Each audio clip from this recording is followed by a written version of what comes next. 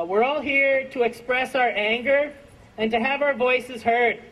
We're all here to say loudly and clearly that we don't want the HST. We're here to at least try to rein in our out-of-touch and out-of-control government, the BC Liberals. Now, I say out of control, but that's not really true because there is control. It's just not in the hands of the people, the citizens, where it belongs. Instead, Gordon Campbell is listening to his political masters, the big businesses and the giant corporations that paid for his campaign, and they're the ones that will truly benefit from this HST.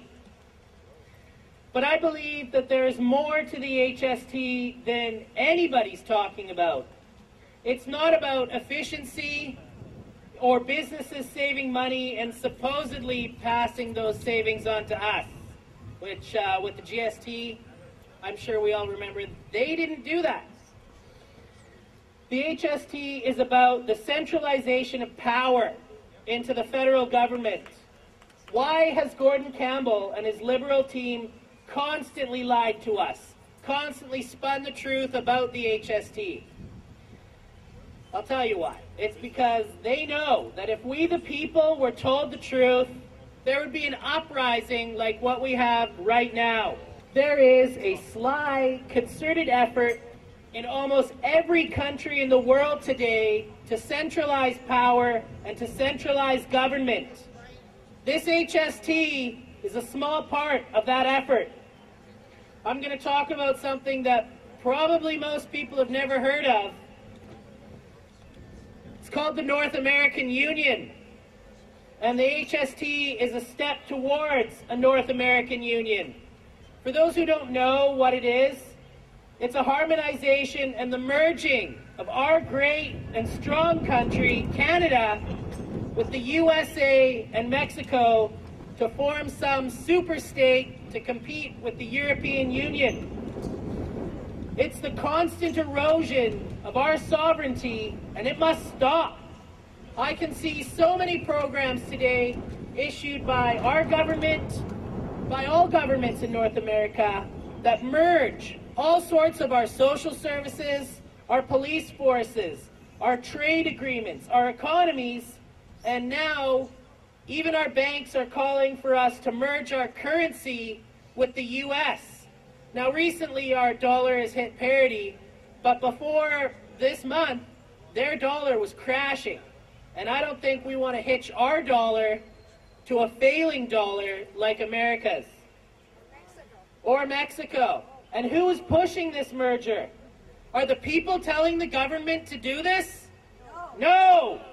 The real menace to our free society is the invisible government, which like a giant octopus sprawls its slimy tentacles over our cities, our provinces, and our country.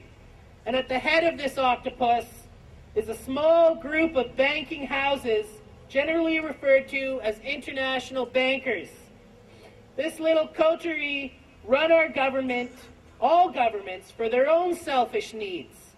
It operates under a cover of a self-generated screen and seizes our executive offices, our legislative offices, our schools, our courts, our newspapers, our media, and every agency created for public protection. And they are successful because the moral citizen cannot accept the conclusion that other individuals would actually wish to create incredibly destructive acts against their fellow citizens. The HST is a step towards a North American Union, and a North American Union is another step towards a world government. We don't want a world government run by the UN, run by the EU, run by anybody. I want decisions for BC to be made in BC. I want decisions about Canada to be made in Canada. Let's make that mean something. Thank you. We will have petitioners out everywhere canvassing neighborhoods for the Fight HST movement. So I encourage any of you to sign the petition, be polite to the canvassers that are coming around, and if you've got time, and you've got time to complain about the HST, do something about it. Don't just sign the petition. Sign up to help fight this tax. Because it's not just about the HST. It's a government out of control.